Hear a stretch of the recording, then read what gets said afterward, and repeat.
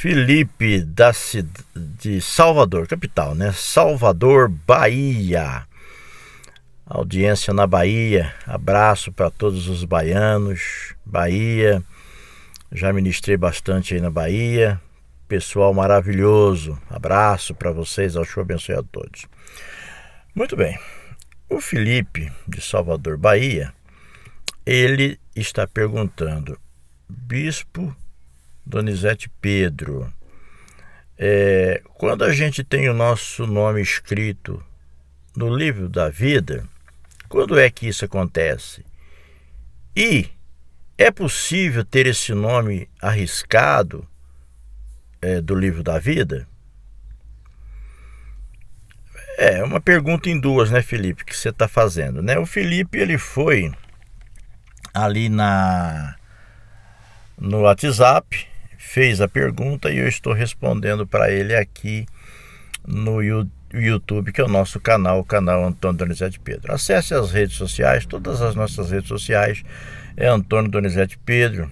Ali tem oração, ali tem uma pregação, uma mensagem para a sua vida, tá bom? Vai nos seguir lá, nos acompanhe lá para ser abençoado. Felipe, é o seguinte, uma pergunta em duas você fez. Então, a parte A, quando é que o nosso nome é escrito no livro da vida? O nosso nome é escrito no livro da vida quando, Felipe, a gente com o coração crê, certo? Que Yahshua de Nazaré, né? Que visitou essa terceira dimensão, pois ele confesso de que não fazia parte dessa dimensão. Ele visita essa dimensão, ele vem com uma missão. A missão dele é de fazer um sacrifício em caráter de substituição. Ele vem para nos ensinar o caminho, para nos mostrar que nós estamos dentro dessa carne, mas nós não somos essa carne. E a partir daí ele vai até a cruz e ele vai pagar a nossa dívida, né? Tetelestai, ele vai pegar as promissórias que é contra nós, vai cravar na cruz, vai pagar, vai fazer com que a gente fique sem nenhuma dívida, e ele vai então nos dar a salvação, chamada salvação judicial, tá? Então existe essa explicação que tem que ser muito cuidadosa. Então o nosso nome, ele é escrito no livro da vida quando o ser humano, em qualquer parte do mundo, entre nações, tribos e línguas, no coração admite, aceita, entende que o sacrifício de Yahshua ali é todo suficiente, e nós, ao admitirmos isso, submetermos a isso, aceitarmos isso, então naquele instante o nosso nome é escrito no livro da vida junto com a nossa confissão, né? Junto com a nossa confissão. Então a crença se faz com o coração, a boca vai trazer a confissão. Nesse momento o nosso nome é escrito no livro da vida. Pode ser rico, preto, amarelo, negro, né? Pode ser ter cultura, não ter diploma, não ter, não importa. O seu, nosso nome de qualquer criatura é escrito no livro da vida. É nesse instante, tá? Isso não tem a ver com mais nada além do que eu estou te falando aqui. E a partir daí, esse nome dificilmente vai ser riscado, dificilmente. Isto é salvação judicial. Isso é o que está em Efésios. É dado gratuitamente, não vem de vós, né? Não vem das obras para que ninguém se glorie e diz: eu comprei minha salvação porque fui mais santo e etc. Não, fui melhor que fulano, não. Ela é dada gratuitamente. Não esqueçam que essa salvação ela tem sobrenome, é judicial. Por isso Paulo aos Gálatas diz que ele cravou a nossa dívida no madeiro, tá? Isso é judicial. A salvação judicial ela nos tira de uma condenação eterna, tá? Chamada lago de fogo, chamado segunda morte, ela nos tira e nos livra para sempre, tá? Dificilmente o seu nome será arriscado, difícil. As pessoas ficam falando aí de blasfêmia com o Espírito Santo, mas não sabem nem explicar o que é blasfêmia com o Espírito Santo. Eles ficam falando de pecado, que é para a morte, mas não conseguem explicar. É lamentável o nível, né, de explicação dada, de argumentação dada para as pessoas em relação a esse assunto, tá? Mas eu não vou entrar nessa área hoje.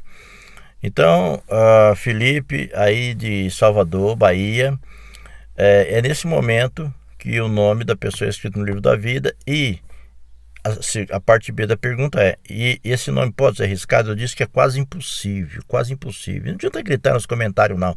Ai, bispo, mas está escrito lá que cometer apostasia, amigo. Você sabe quem é que pode cometer apostasia lá em Hebreus? Você sabe quem é?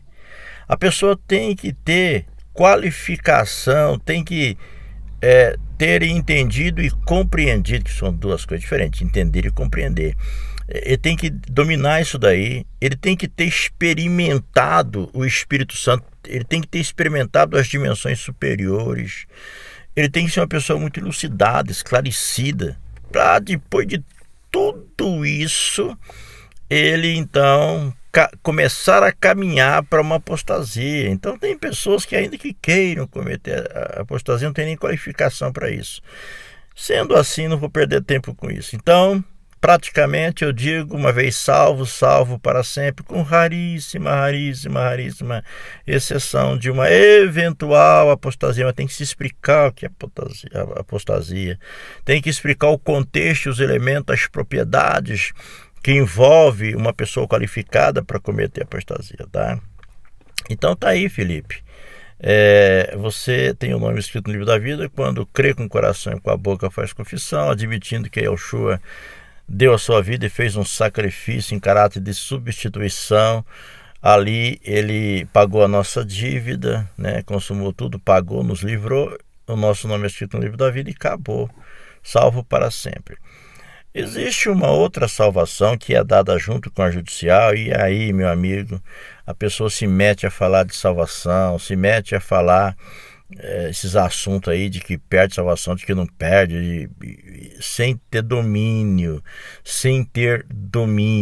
do assunto, entende? Aí fica difícil. Então, junto com a salvação judicial, eu já tenho falado isso, tenho vídeos gravados, vem a salvação orgânica. A salvação orgânica, ela não tem nada a ver com o lago de fogo. Ela tem a ver com as trevas exteriores. Enquanto a salvação judicial vai nos livrar do lago de fogo, a salvação orgânica nos livra das trevas exteriores. O que é as trevas exteriores? É um reino de disciplina que vai acontecer paralelamente, de modo simultâneo, ao reino milenar. Então, quem tem a salvação judicial já está livre do lago de fogo, mas ele poderá sofrer não a segunda morte, mas o dano da segunda morte. Então, se a pessoa tem só a salvação judicial, não vai para o lago, mas vai para o dano da segunda morte. Tem que saber explicar isso. Eu estou aqui num vídeo curto, é claro que só estou dando umas pinceladas, né? Então, a pessoa que tem a salvação judicial, mas ele também consegue manter a salvação orgânica, por isso que a Apocalipse diz: toma cuidado para que nem tome o que você tem. É tomar justamente essa salvação orgânica. Enquanto que a judicial nós não perdemos, a orgânica a gente perde. A partir do momento que você aceita Yeshua como Salvador e dá o primeiro passo. Quando você casa, quando você namora, quando você é empresário, né? Então tudo isso é como você está numa discussão.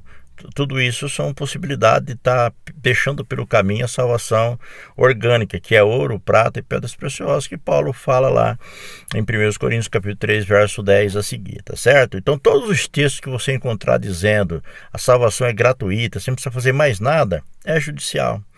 E todos os textos que você dizer que tem que fazer, tem que sacrificar e etc, é salvação orgânica. Agora, esse monte de livro escrito, esse monte de live, esse monte de seminário, uma briga lascada, confundindo a cabeça das pessoas, né? Aí fica difícil. Felipe, um abraço, tá? Que Yeshua te abençoe. Nossas redes sociais é Antônio Donizete Pedro. Você foi lá, fez a pergunta, eu estou aqui para te responder. Bahia, um abraço para todo o povo baiano. Todas as vezes que estiver, fui muito bem recebido.